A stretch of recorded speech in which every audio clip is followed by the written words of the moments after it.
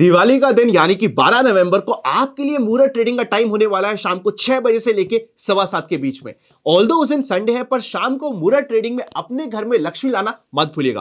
पिछले 10 साल की डेटा को हम सबसे पहले एनालाइज करेंगे और ये पता लगाएंगे कि कौन सी स्ट्रैटेजी ने सबसे अच्छा काम किया है, अगर हम स्पेशली दिवाली वाले दिन प्रॉफिट करना चाहते हैं तो।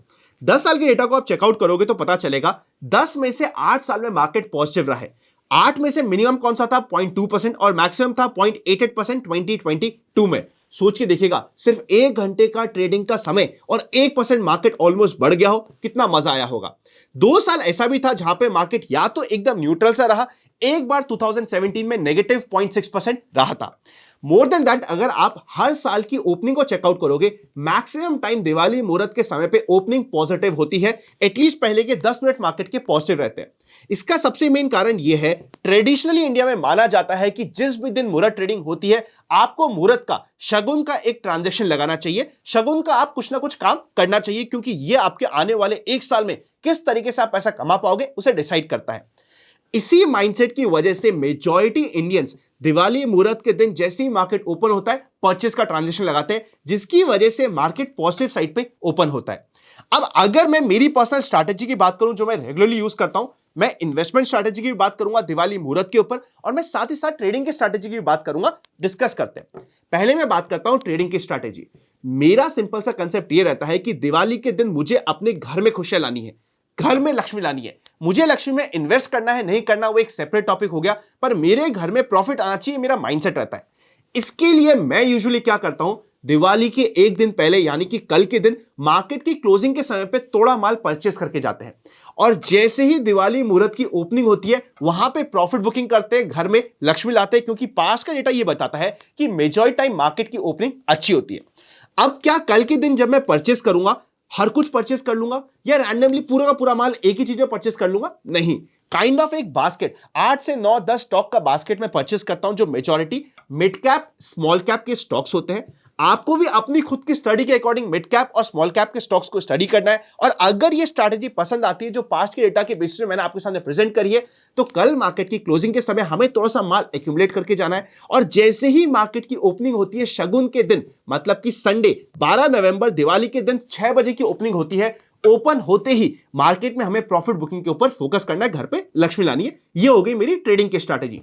थोड़ी सी अलग हो सकती है, क्योंकि हर कोई यही कहता है कि शगुन के दिन परचेस करो। मैं कहता हूं मेरी इन्वेस्टमेंट की स्ट्रैटेजी में मैंने शगुन के दिन परचेस किया, और परचेस में दिवाली वाले दिन नहीं, धनतेरस यानी कि कल के दिन, परसों के दिन, मतलब दिवाली से एक आधा दिन पहले ही अपने म्यूचुअल फंड एसआईपी में टॉपअप मार दूंगा। जितनी मेरी एसआईपी चल रही होगी उसके अकॉर्डिंग मैं अपना टॉपअप मार दूंगा, या तो मैं पूरा का पूरा टॉपअप मार दूंगा। सपोज करते 50,000 की मेरी पर मंथ की एसआईपी चल रही है, तो 50,000 मैंने एडिशनल परचेस कर लिया, जस्ट बिकॉज एक शगुन का मुझे इन्वेस्टमेंट करना था।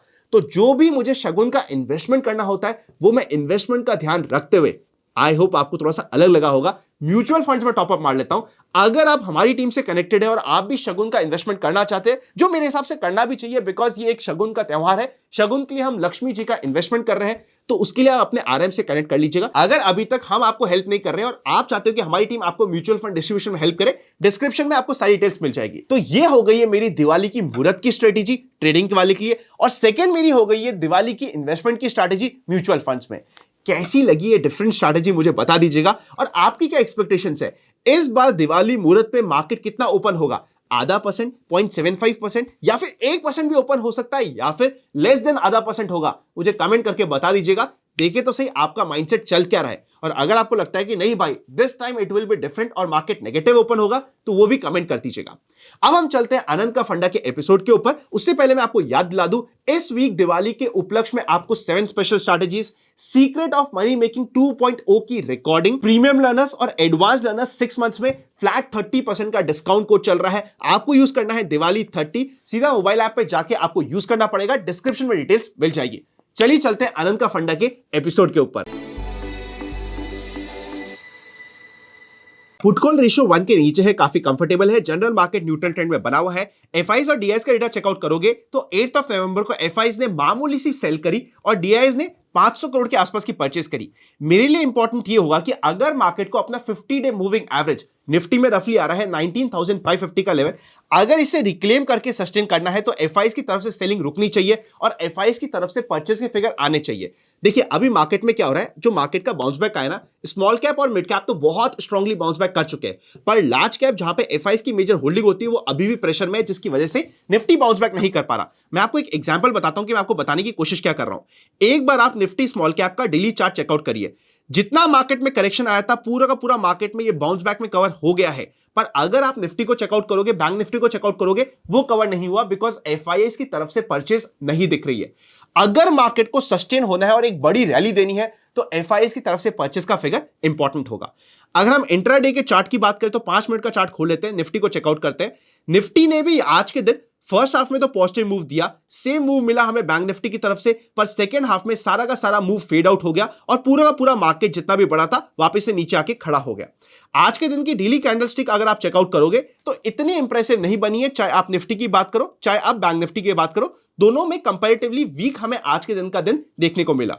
आई वॉज एक्सपेक्टिंग कि सेकेंड हाफ में मूव आएगा। मैंने क्लियर डायरेक्शन मूव की बात नहीं करी थी और दोनों साइड की मूव की बात करी थी कि दोनों साइड का मूव हो सकता है, पर मैं पर्सनली आज के दिन कैच करना चाह रहा था। टू बी वेरी ट्रू, दिल पे हाथ रख के बोलूं तो पॉजिटिव साइड का मूव जो मुझे नहीं मिला, ब्रेकआउट नहीं मिल पाया, तो आज के दिन मैं सेकेंड हाफ में ज्यादा कुछ काम कर ही नहीं पाया था।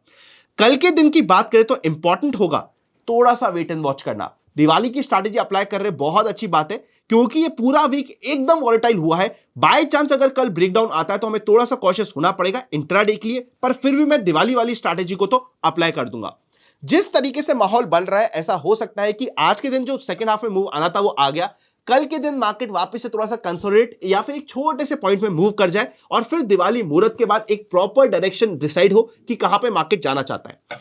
अगर हम बात करें कल के दिन के तो इमीडिएट सपोर्ट वही है जो आज के दिन का लो था, 19,350 का लेवल आप राउंड फिगर में बोल दीजिए, एंड 19,460 के ऊपर मेजर स्ट्रेंथ आने वाली है। बहुत ज्यादा मैं ओवर ट्रेडिंग नहीं करूंगा, सिंपल 10 EMA की स्ट्रैटेजी ध्यान रखिएगा, मैं बहुत कम होता है जहां पे मैं स्पेसिफिकली बोलता हूं 10 EMA की स्ट्रैटेजी को कल मैं अप्लाई करने वाला हूं, फोकस में रखूंगा।